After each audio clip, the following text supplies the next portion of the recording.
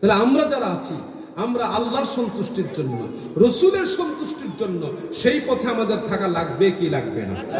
লাগবে কি লাগবে না?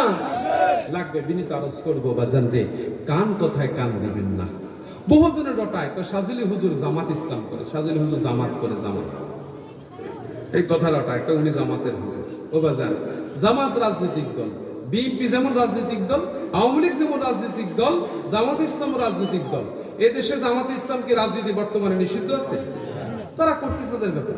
কিন্তু সাজলি হুজুর জামাত ইসলাম করে এরকম একটা প্রমাণ যদি কেউ দেখাতে পারে, আমি স্পষ্ট করে বলি যে সেদিন থেকে দরবারে কার্যক্রম ছেড়ে দেবে। আমি স্পষ্ট চ্যালেঞ্জ করি, আজ পর্যন্ত এটা প্রমাণ করতে পারে নাই। ঠিক আছে, কিন্তু ওই যে একটা কথা উঠায়, আরে ভাই ওই বাড়িতে আগুন লাগছে, কবে ধোঁয়া কই? ওই তো সামনের বাড়িতে। সামনে যে কবে ধোঁয়া কই? বলে ওই যে আরেকটু সামনের বাড়িতে। এই যে কিছু শয়তান লোক সমাজে আছে নাকি নাই? যদি বলেন আছে নাকি নাই? কান কথা উঠিয়ে দেয়, কান কথা উঠায়, পেরেশানি করে আপনাদেরকে। কিন্তু মনে রাখবেন, আপনার ভালোবাসা তৈরি হবে অন্তরে। কার পক্ষ থেকে? আল্লাহ। সারা বাংলাদেশ সকলের জন্য খোলা, যে যেখানে যাবে তার জন্য খোলা। বাধা দেওয়ার ক্ষমতা কারো নাই, এটা উচিত না। আমাকে যার ভাল লাগবে সে আমার কাছে আসবে, আপনাকে যার ভাল লাগবে সে আপনার কাছে যাবে। বাধা বিপত্তি যত বেশি আসে, আপনি দেখবেন নদীর স্রোতকে যখন আবদ্ধ করা হয়, সেই স্রোত বেড়িবাঁধ পর্যন্ত ভেঙে নিয়ে যায়। হয় নাকি হয় না? যদি বলেন হয় নাকি হয় না? এই বাধা পেতে পেতে আপনাদের এই অঞ্চলে গত 10 বছরে আমার অন্তত 100-র উপরে মাহফিল বন্ধ করা হয়েছে। গত 10 বছরে আমার 100-র উপরে মাহফিল এই এলাকায় বন্ধ করা হয়েছে, এবং আপনাদের গ্রামও আমাকে আসতে নিষেধ করা হয়েছে। ঠিক আছে, এখন যদি আমাকে প্রশ্ন করুন কে বলেছে, আমার পক্ষে উত্তর দেওয়া অসম্ভব, আমি দিতে পারবো না, আমি চিনি না। কিন্তু যখন মাহফিলের প্রস্তাব এসেছে, আমাকে একবার দাওয়াত দিছে, পরে কে হুজুর দয়া করে মাফ করেন হুজুর, আপনারা আনতে পারতেছি না। ঠিক আছে, আল্লাহ তাআলা ভালো জানেন, আল্লাহ তাআলা সবকিছুর মালিক। যেখানে বাধা বেশি, মনে রাখবেন সেখানে কাজ হয় খুব তাড়াতাড়ি।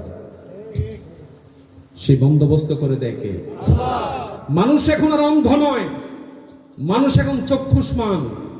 আগে সমাজে একটা শ্রেণী ছিল যে আমরা শিক্ষিত পারিবারিক ভাবে, এই সমাজে যেন আর কেউ শিক্ষিত হতে না পারে, আমরা বড় লোক আর যেন কেউ বড় লোক হতে না পারে, আমরা জমিদার আর কেউ যেন জমিদার হতে না পারে। কিছু মানুষের এরকম পিছনে চাওয়া ছিল, মুরব্বীরা ভালো জানার কথা। এ জাতীয় চাওয়া বর্তমান সময়ে কিন্তু এখনো নাই, তা কিন্তু না। কিন্তু মনে রাখবেন, আপনি যেটা বাধা দিয়ে রাখতে চাইবেন, সেই বাধা একদিন আপনার জন্যই খড়গ হয়ে দাঁড়াবে। বুঝতে পেরেছেন? রক্ষাকারীকে, রক্ষাকারীকে। আপনাদের এই পাশেই, হরিপুরের ওই পাশে মাহফিলে আসতে বাধা, মাহফিলে আসতে দিবে না। ডক্টর এনায়েতুল্লাহ আব্বাসী সাহেব জৈনপুরের হুজুর সহ মাহফিলে একসঙ্গে, আমি সহ। আপনার হরিপুরের পূর্বপাশে গ্রামের নামটা কি জানি? গহিনখালী। গহিনখালী না দিন গ্রামটা? গহিনখালী। ঠিক আছে, মাহফিল নিষিদ্ধ করে দিবে, আসতে দিবে না। আমি আমার ছোট্ট একটা পাঞ্জাবি পরে, লুঙ্গি পরে, বেবি ট্যাক্সি দিয়া সুন্দর মতো এসে মাহফিল স্টেজ উঠে মাইক ধরে ফেলছি। আমি সেই মানুষ। আমি এই সমস্ত বাধা বিপত্তিকে ভয় পাই না, আল্লাহর মেহেরবানি। আমি মনে করি মৃত্যু আমার আল্লাহর হাতে। কার হাতে? যে বলুন না মৃত্যু কার হাতে? আওয়াজ করে বলুন মৃত্যু কার হাতে? আল্লাহর হাতে। সাজিলা দরবার শরীফ কশ্চিন কালো কোন রাজনীতির সঙ্গে জড়িত নয়। আমার ভাই করতে পারে, আমার আপনজনেরা কেউ করতে পারে। আমার বেলায় আপনি চিন্তা করে দেখুন, আমার আব্বা জীবনে ভোট দিতে দেখি নাই, আমার মাকে জীবনে ভোট কেন্দ্রে যাই দেখিনি, আমি ব্যক্তিগতভাবে ভোট কেন্দ্রে যাই না, আমার ম্যাডাম ব্যক্তিগতভাবে ভোট কেন্দ্রে যায় না। তারপরে যদি আমাকে বলা হয় আমি রাজনীতি করি, আমি ভোটের রাজনীতি পছন্দ করি না। এই ভোটের রাজনীতি ইসলাম সিদ্ধ নয়।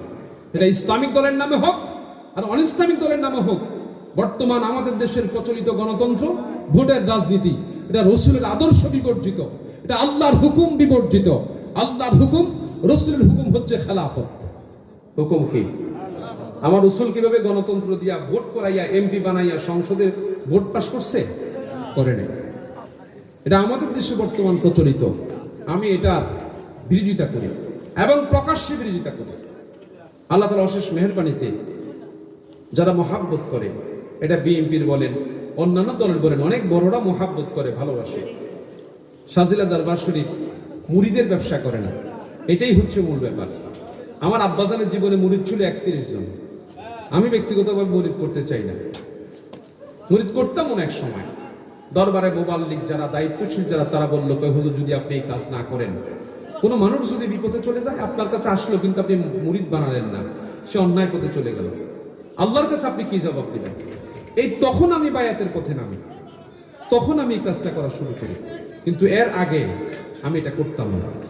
তো আপনাদের এখানে আজকে আলহামদুলিল্লাহ হাজী সাহেব স্মরণ করেছেন, আল্লাহ ওনাকে রহম করুক, মুরব্বী মানুষ।